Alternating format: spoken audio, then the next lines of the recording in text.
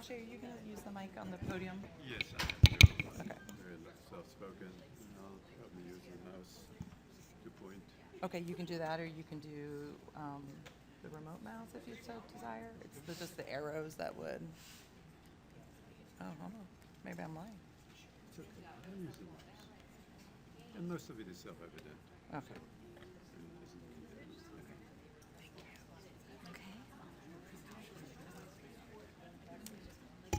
Hello. Good morning, all. I'm delighted to introduce somebody who I think is known to many of us, but to the newer residents wouldn't be. But Dr. Eliadashi was on our faculty for many years and head of the Division of Endocrinology, trained Dr. Howard McClamrock, who became an endocrinologist that you guys work with through your residency. I've known him for over 37 years.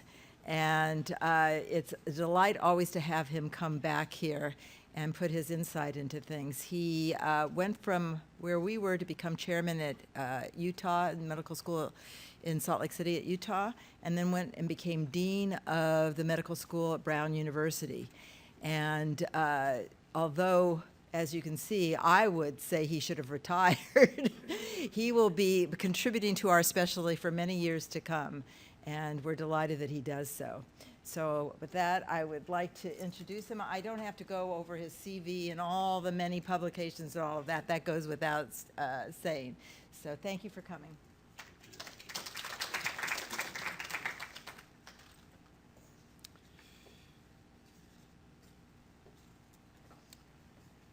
Thank you, Lindsay, and thank you all for joining us this morning. Always a pleasure, truly, to revisit the old stomping ground. I did a quick calculation. Lindsay is right. I joined this faculty 37 years ago and have been away now since 1996. But I'm always very pleased to come back and revisit. Congratulations on the new labor and delivery. I hope I can get a glimpse of it a little bit later today. I'd like to tell you today about a phenomenon you're obviously familiar with, which is to say delayed childbearing. But I want to speak to you today about the significance it has to multiple birth and how we actually arrived at that connection. And the significance thereof, of course, will emerge towards the end of my presentation. It's interesting in a way because I don't know how you advance this exactly. Can I use the, no? You just use the arrows on the keyboard, Dr. I am, but with no success.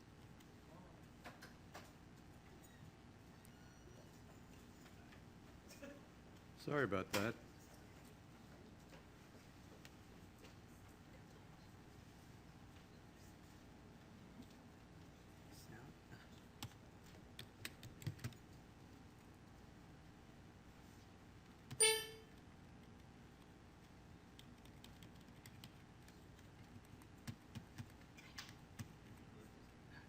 You think we're good now? Okay. The essence of the data that I will show you today, you will find in a paper that will see press in the Green Journal in October. So you can already get it online, but I think the actual print version will come out in October. And the title is Delayed Childbearing as a Growing, Previously Unrecognized Contributor to the National Plural Birth Excess, which is the message I'd like to convey to you today and to show you the data that back it up and also put it all in perspective or in the perspective of the National Plural Birth Excess, which obviously is a problem we all recognize and have been trying to fix now for some time. This also means a whole lot to me because the story begins right here. As Lindsay mentioned, we had a fellowship in reproductive endocrinology here from 1986 to 1996. And between 1991 and 1994, one of our fellows, who will remain nameless, graduated and moved on to start a practice elsewhere, out of state. And when that couple left us, they had 3 children. Fast forward, about 12 years later, or more than that actually, 2012, that fellow invites me to visit the institution wherein they relocated to, and I was to give a talk. And as we were catching up, turns out there are now 6 children. Now, this is a reproductive endocrinologist, you realize, so the first question I asked was, what happened here? IVF, superovulation, clomid ovulation induction? And the answer was none of the above. In fact, he gave a very familiar refrain, which I've heard many times before and after. He said they were in the mid-30s or so, and they wanted one more girl. That was the idea. Or one more boy. It depends on, of course, who you talk to. But essentially, we want to round up the family. And turns out, when you're in your mid-30s or beyond, the likelihood that you'll end up not with one more girl or one more boy, but you might end up with 2 or 3 or more, or at least at a higher frequency than you might otherwise when you're younger. And that's the whole point of the conversation. And when I left that particular commitment, I began to reflect on it and always had in mind to go back and study it more formally and actually put it somewhere in the literature as a hopefully well thought out project. Now, the phenomenon of women experiencing or being more likely to experience multiple birth as they enter their 30s and beyond has actually been known for a long time, as I found out. I've been vaguely aware of it, but it's not widely appreciated. I think that's sort of the reality of it. We went back as far as 1865, where we found an article by Dr. Duncan from Edinburgh. And it was published in the Edinburgh Medical Journal in 1865. And the key phrase, perhaps, that summarizes the findings was that twin bearing increased with mother's age. That was the message of the paper. There were multiple other reports thereafter, but they're mostly in the epidemiologic literature. And so people like you and me may not naturally gravitate there. Here's one of those papers by Dr. Balmer, who had a number of papers on the subject. The title of this paper was The Effect of Parental Age, Parity, and Duration of Marriage on the Twinning Rate. And perhaps a good representative figure is shown right here. As women progress into their mid-30s, you can see that the incidence of dizygotic twinning in this case goes up and peaks at about age 35. And then as fertility progressively declines, that incidence goes down again. And mind you, these are dizygotic twins, which is to say they represent an ovulation of 2 eggs in this case, as opposed to monozygotic twins, which remain steady throughout this whole period. While we don't fully understand the physiology or the pathophysiology of this, we can generally surmise that the precise mechanisms that in younger women all but assure the ovulation of a single follicle or a dominant follicle, that precision is no longer all that it used to be as age progresses, and we can at least assume that at that point the ovary can give rise to 2 or 3 follicles ovulating, and of course, if they get fertilized, you end up with multiples.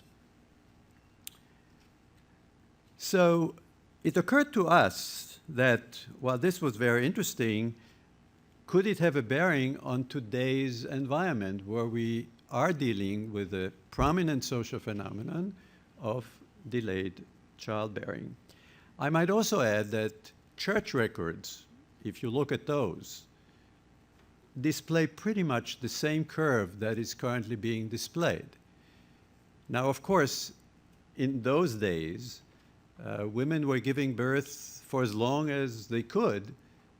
They had no access to contraception. And when you monitor those church records, you find that as they reach their mid-30s, the incidence of multiples increased, just like was shown by Baltimore and others. So the phenomenon is rock solid. There's no question about it existing. What we said, well, what could that now mean in today's time with delayed childbearing entering the fray?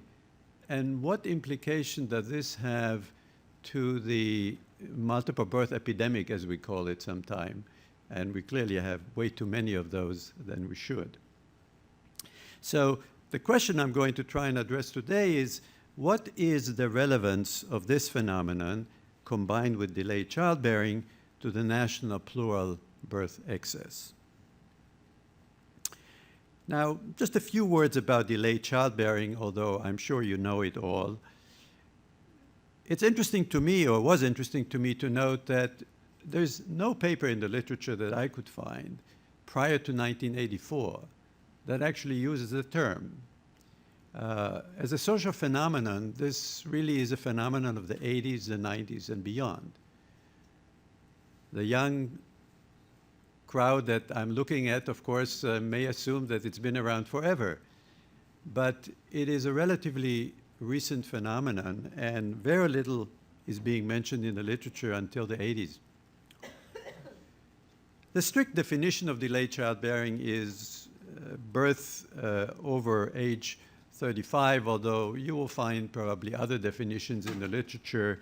But the general idea is, of course, that birth is not transpiring in one's 20s, which has been, as you will see in some of the data, the norm for the longest of time, but is clearly changing. And there are health corollaries, which I don't need to tell you about. Conception may be more challenging the older you are, or the longer you defer starting a family. And gestation could be more complicated. There could be a higher incidence of classical complications during gestation as well. So there are implications to delaying childbearing, which is not to say that there's anything wrong with that. It's just that the information needs to be available for everybody to be in a position to make that decision.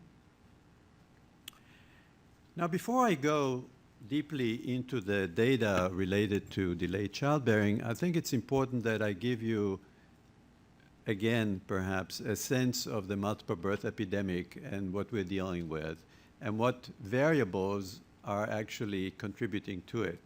So I'll say something about the dimensions of the problem, I'll say something about the directionality thereof, and something about the drivers, to which I'm now adding delayed childbearing. But if you were in any social context and the term multiples comes up, fingers immediately point towards IVF, or towards ovulation induction, or towards superovulation and intrauterine insemination. And so what I think this paper does is it puts it in perspective. As you will see, IVF is beginning to clean up its act. That's not the same for ovulation induction and superovulation.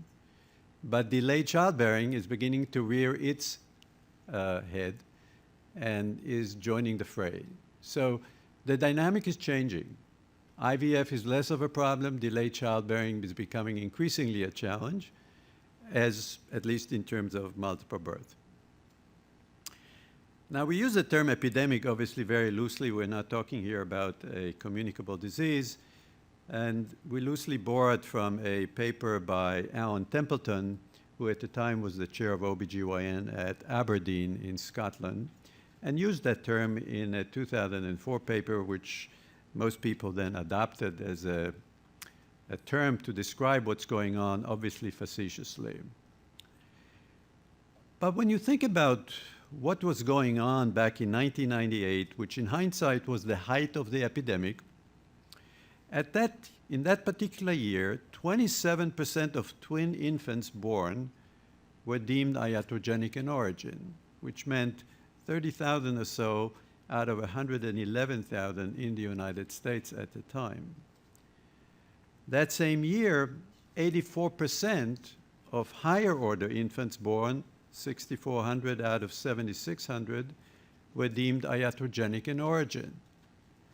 So these were all man-made multiples, not spontaneous, assisted rather than unassisted, and you can tell that the magnitude is absolutely remarkable.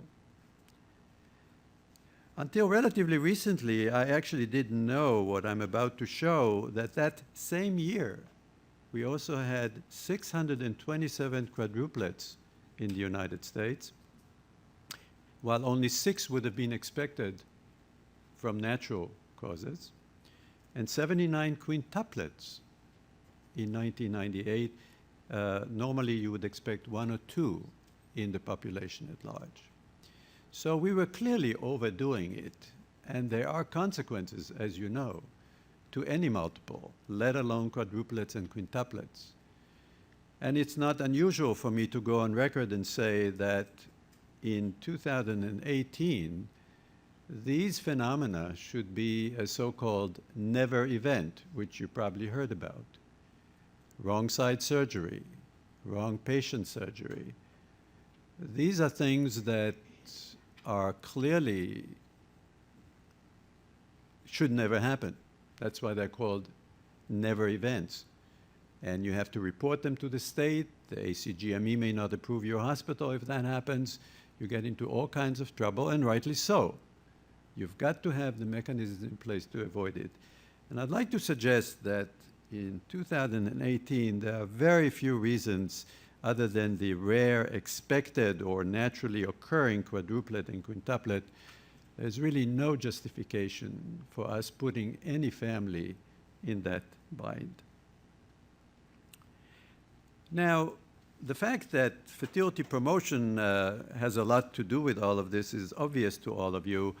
And I'm just remind you that last year we marked the 50th anniversary of fertility promotion because Clomid was approved in 1967.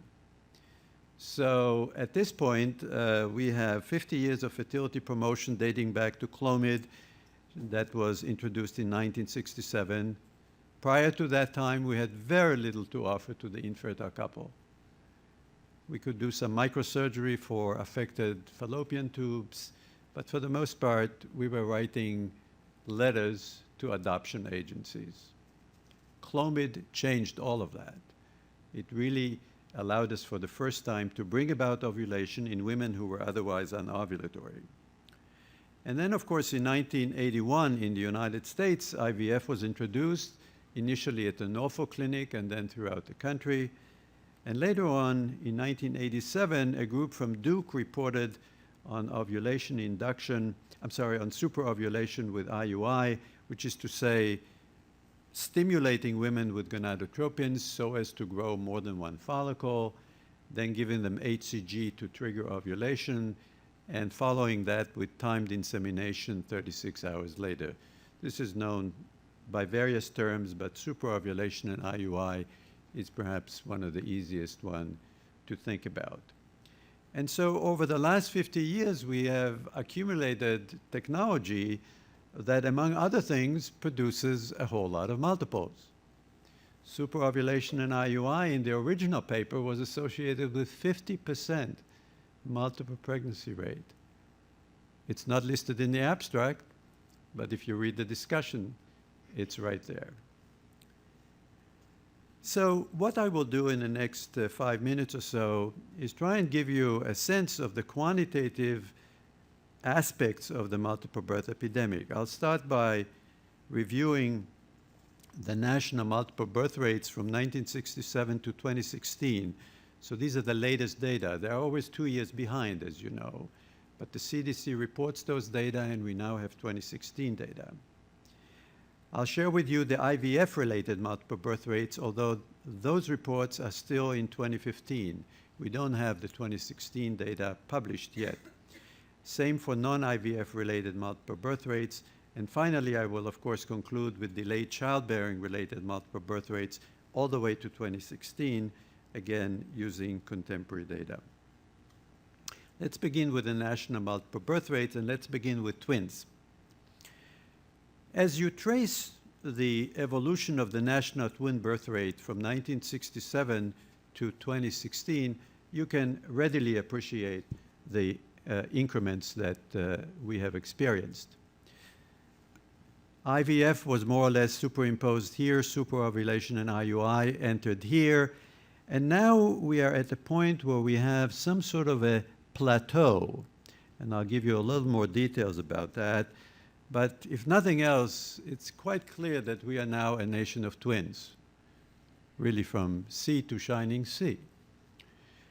And when you look at the actual numbers, this represents a 1.9-fold overall increase in the national twin birth rate since 1967, a mean growth rate of about 1.7% per year.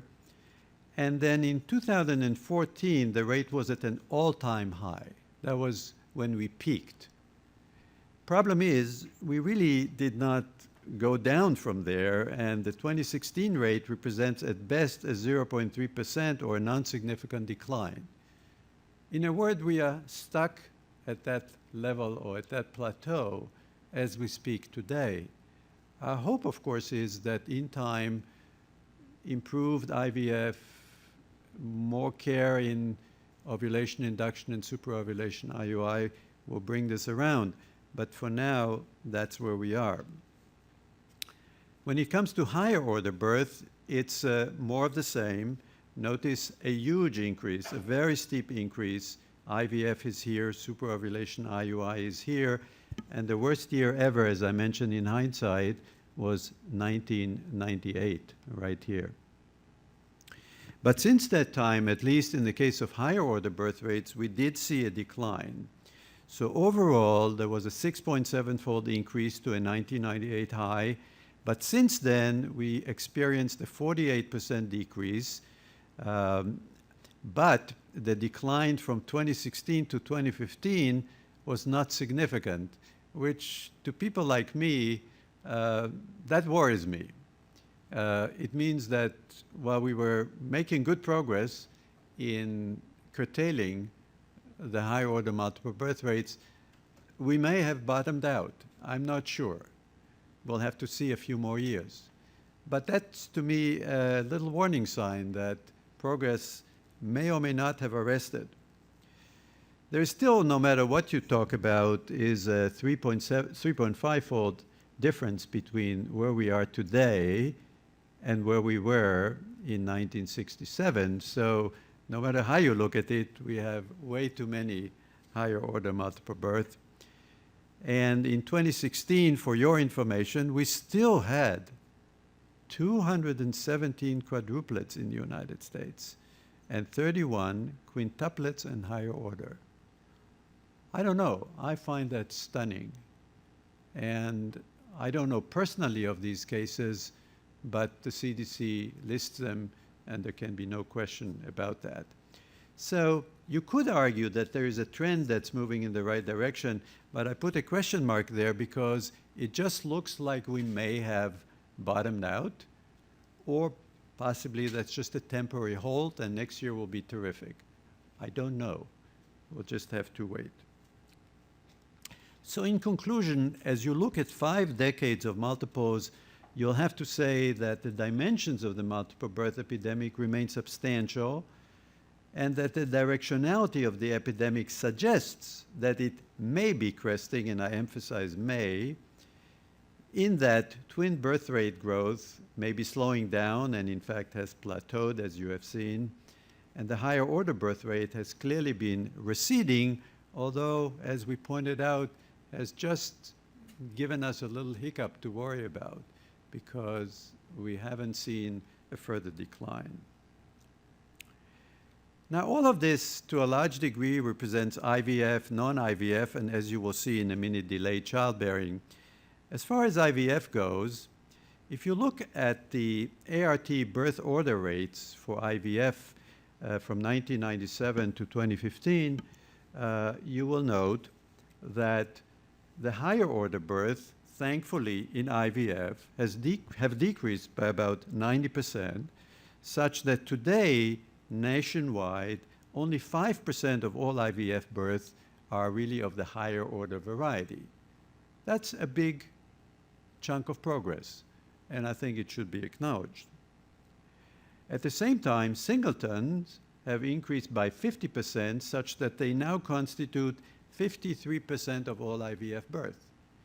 Now, mind you, in the population at large, singleton constitute 98% of all births. So while 53% is a significant improvement, it's still a long way off if you compare it with the natural birth rates. Thankfully, twins have also declined by about 22%, such that today, 42% of all IVF births are twins. Here again, we know that the natural incidence is about 2%. So 42% is a hefty number. And so we're not out of the woods in any way, but I think we are making progress.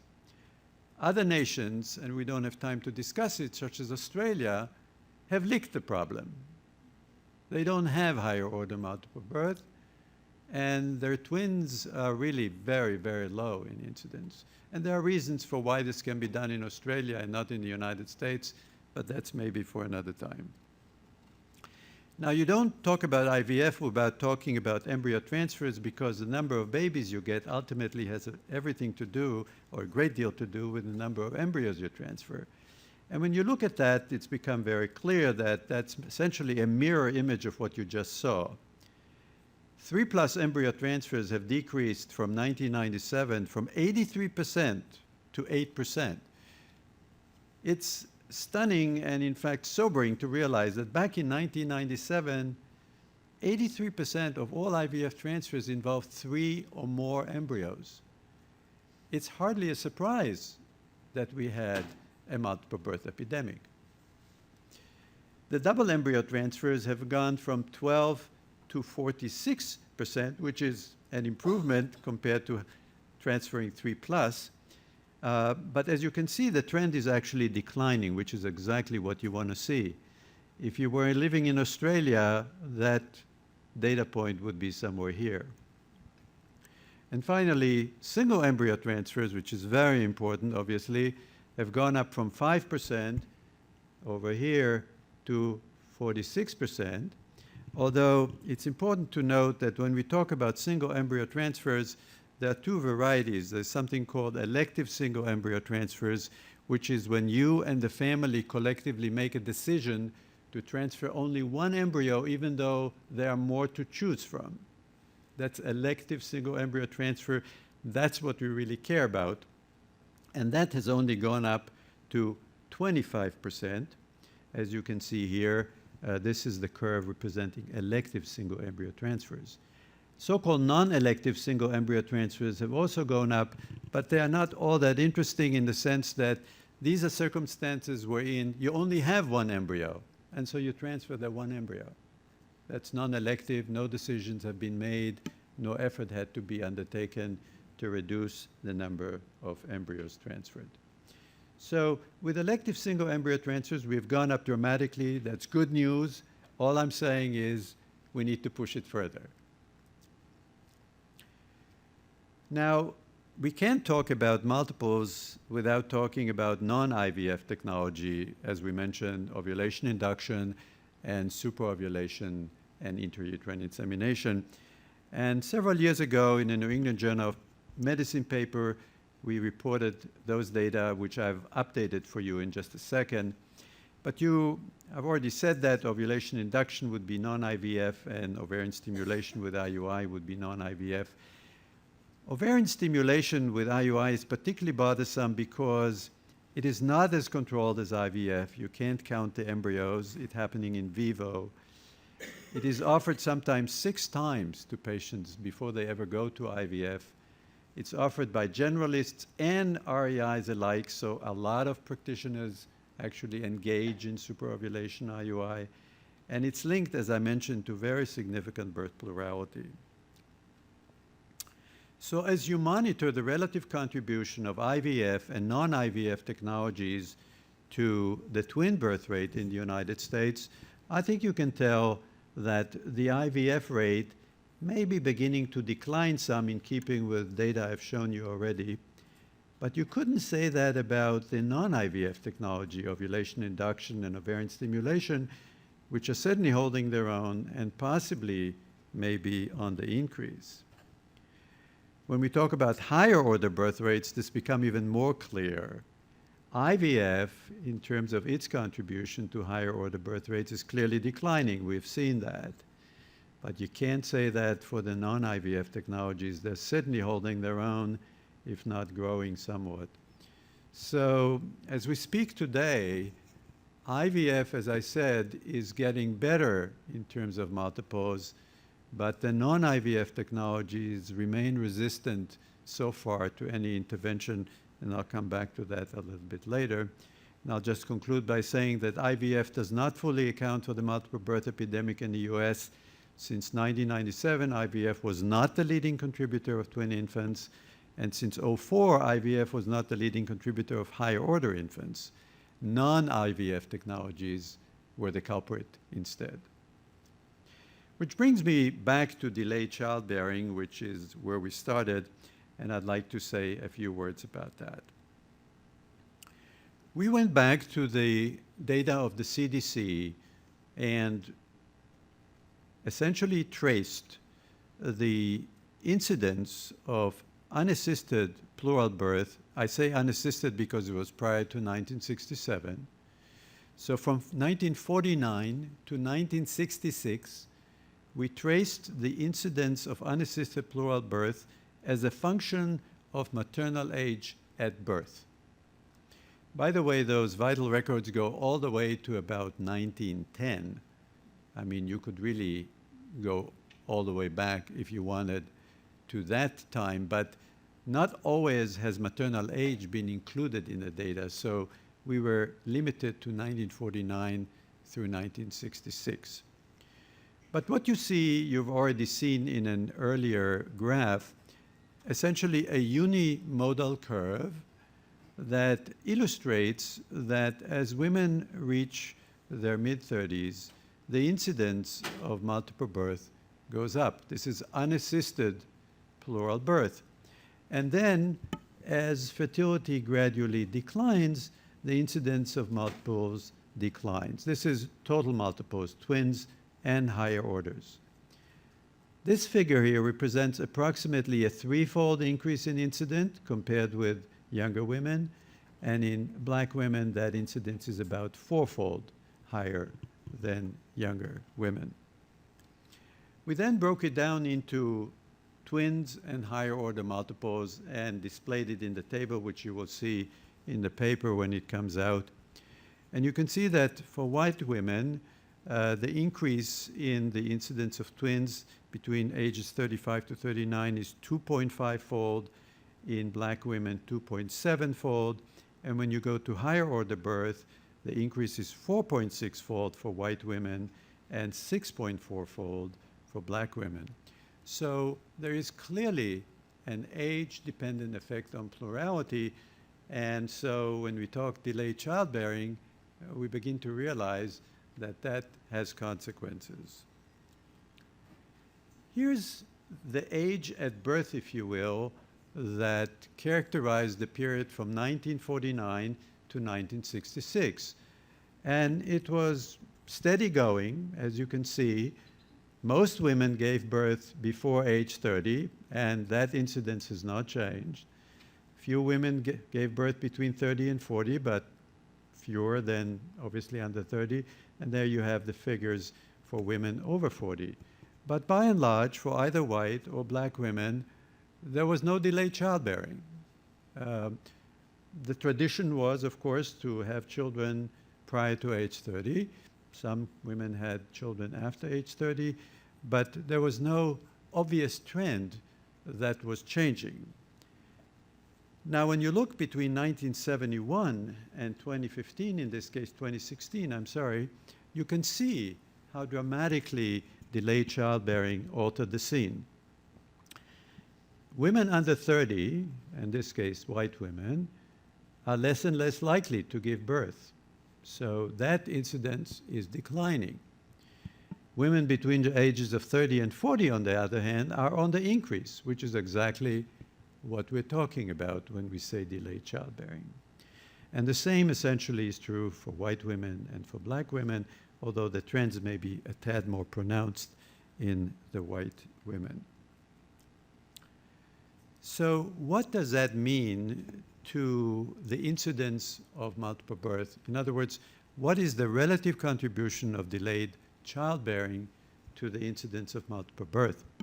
And we calculated that and have observed that if you look at the national plural birth excess, 24% of that in 2016 was attributable merely to delayed childbearing, and 76% was still attributable to assisted reproductive technologies. In black women, the figures are slightly different, but the picture is essentially the same. We then did essentially a simulation or a projection forward, making a variety of assumptions, and took the data all the way to 2025, just to see what we can come up with, assuming the conditions continue the same way. And subject to these assumptions, in white women, by 2025, delayed childbearing may account for almost half of the national plural birth excess, and in black women, that would be a 40% figure. So if we are correct, and if those assumptions hold, delayed childbearing is becoming an increasingly important contributor to the national multiple birth excess. And it's doing so at a time when you saw IVF gradually behaving a tad better, although we have a lot of work to do with non-IVF technologies, as we mentioned earlier. So as we look into the future, we realize now that the defining variables of the multiple birth epidemic are three: IVF, non-IVF technologies, and delayed childbearing. Those are the three actors that define the situation with respect to multiple birth in the United States and everywhere else, of course. For IVF, I'm displaying here the multitude of guidelines issued by professional societies, practice committees, and the like, calling for caution, conservatism, and thoughtful reduction in the number of embryos transferred. And one would have to conclude, although it's not a direct relationship, that given the data we have seen, that this continuous preaching may have had some value. Doctors may have paid attention. I don't think they really are interested in seeing high-order multiples.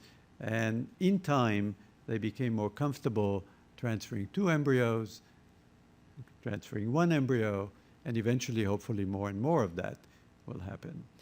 And so one would have to say that continuing medical education to whatever degree that transpired in national meetings, in publications, and the like, must have had some effect because we have seen the data. For non-IVF, the truth is that there were quite a few calls for action over the years by professional societies and in various journals. Maybe not as many as in IVF, but still it's not as if this was some sort of a mystery or an unknown and physicians were never informed about it. Somehow we're not making inroads in this area. And I would say that, if anything, points out that we need to redouble our efforts in that area and really try to convince providers to take it easy with these technologies because they are not all that controllable. You think you know what you're doing, and you could be the greatest REI out there, but it's happening in vivo. And we're kidding ourselves that we are in full control. The only time we are is in IVF because we can count the embryos we transfer. But we don't know how many follicles will ovulate, never mind the ultrasound. Because in the last 36 hours after HCG, there's all kinds of catch-up growth. And it's very difficult to actually predict with confidence how many follicles will actually ovulate when you engage in some form of ovarian stimulation. Delayed childbearing, of course, is what it is. And it's none of our business to tell women when to start a family. I think that's an entirely personal matter. But I think what these data indicate, they provide the information that women can then use to make those determinations. And side by side with other issues that were well known until now, I think consideration probably should be given to the possibility that one of the potential consequences of delayed childbearing could be multiple birth, and that, I don't need to tell you, has clear implications for the success of the pregnancy and the health of the offspring, although here again, most of the time, with current perinatal care and with current neonatal care, fortunately, most of those end up fine. But still, I think it's good to know what you're getting into, and delayed childbearing is clearly associated, among other things, with multiple birth, which is really the message we were trying to convey. So with that, I'm going to conclude. I hope this was of some utility. Next time you see somebody who is contemplating conception at increasingly advanced age, you might want to add that to the list as you discuss the implications. I think this is clearly an important factor that's entering now the equation. And for those of us in reproductive endocrinology, it really puts in perspective what until now was sort of the sole blame of IVF and non-IVF technologies, puts it a little more in perspective. So when you're in a social setting and the finger's pointed IVF and non-IVF, maybe you can give us a little bit of cover by saying, well, but wasn't she 35 or 37 years old when she gave birth? Well, maybe that had something to do with it. So that's the story. I stick by it. And I'm open to any questions that you might have. Thank you very much.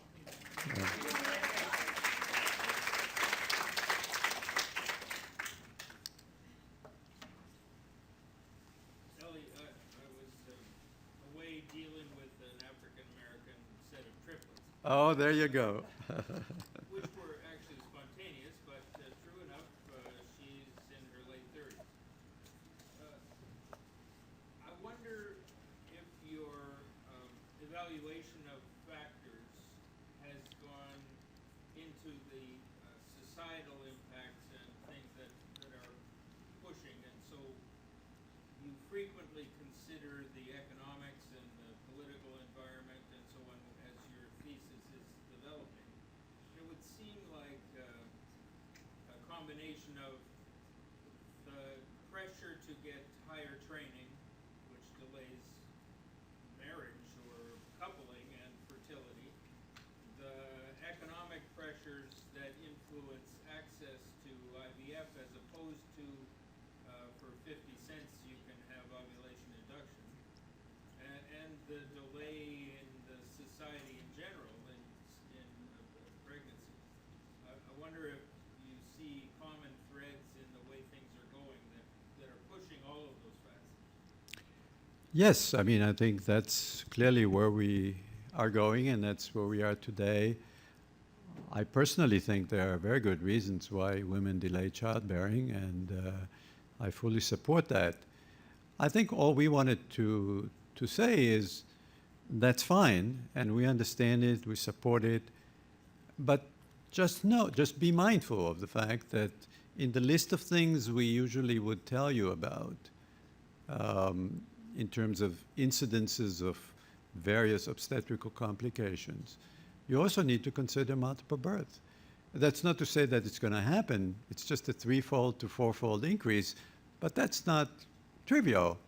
And it's amazing how many women once you realize it and you speak to colleagues, friends, no matter how old they are, and you go back to their obstetrical history, it's amazing how often you actually find couples who went just through that. And of course, they never added them together. The one-on-one were never really put together. So I think it's basically, we have to have the information out. I think policymakers need to know about it. But the last thing we want to do is legislate or in any way interfere with what I think is really part of the women movement and is, you know, completely understandable and I think supportable. So it's just a piece of information that I think you want to share so that decisions can be based on insights, if that's helpful. Yeah. Well, I'm always eager to offend people, and you aren't. So how about if we restrict access to ovulation induction to university centers? So I would argue that, as I think insinuated earlier, I'm not sure that's going to make a whole lot of difference. There is a certain fallacy in the notion that the more trained you are, the better you will be in superovulation. And I actually maintain that that's not the case. These are inherently uncontrolled technologies, other than IVF, that you're kidding yourself if you think that you quote unquote know what you're doing or in control of the situation and that the ultrasound in effect gives you the kind of assurance you need. That doesn't pan out. It's not widely discussed, and you just gave me an idea. Maybe a little commentary on this very topic is about time. I've been saying it for a long time, but I've never written it down. So I really don't think it would make a difference whether it's university-based or non-university-based. Maybe a tad more experience, a little more holding back potentially, but ultimately these are technologies we want to get away from. And at this time, when we still have to rely on IVF, you know, that's not a simple statement to make because that's a big jump from ovulation induction and superovulation to IVF in terms of costs, a variety of things. But next time I come here, I'll talk about IVF disappearing from the scene in a matter of a decade or two, in my opinion, to be replaced by completely new technology, which will all be laboratory-based, and will do away with ovulation induction and all of that stuff. So I think the young men and women in this audience probably going to be around when that happens. I'm praying that I'm going to be there. But before too long, I think what we now have, of course, will completely change. We can see that already. The ingredients of that transition are happening. It's just a matter of time. I have very, very little doubt that that's going to be the case. So by the time it gets there, multiple birth will be entirely a decision related to how many embryos you transfer, period. And hopefully we'll be enlightened enough not to transfer too many embryos, and therefore multiple birth as an iatrogenic problem, I think in the long run will be a non-problem. That's my projection anyway. Yes, ma'am. Dr. Dash, you mentioned that in other countries, including Australia, it's a long discussion to talk about why they Right. have less higher order multiples of different gestations, but can you bring up a couple of the reasons why? And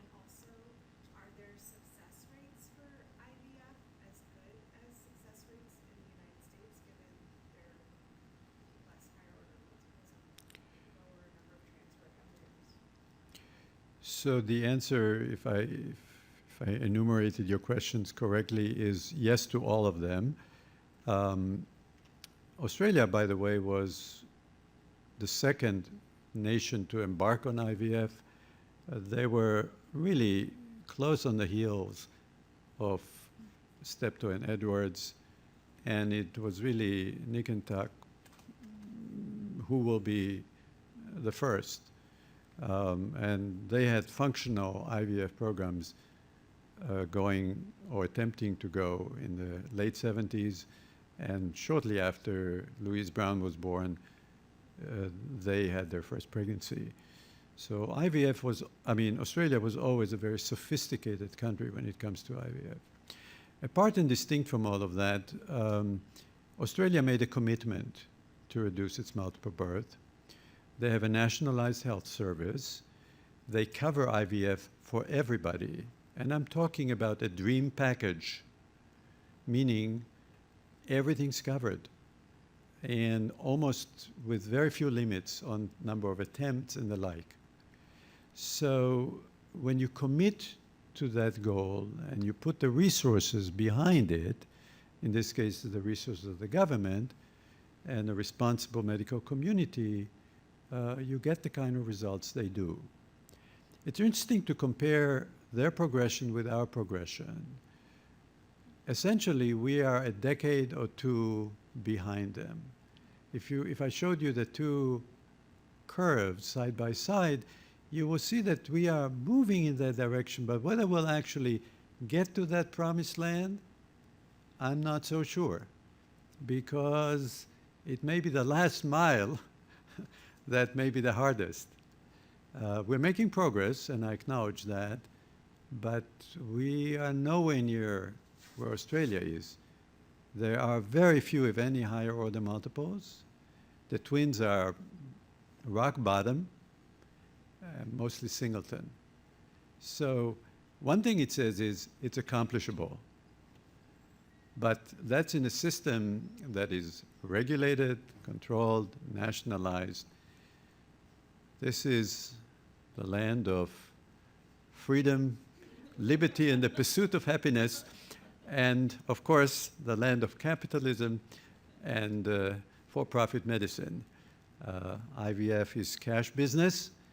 It's going to be very hard to give up, but science is going to catch up with it. And as I said, give it 10 or 20 years, and the current infrastructure will be replaced by a very different one.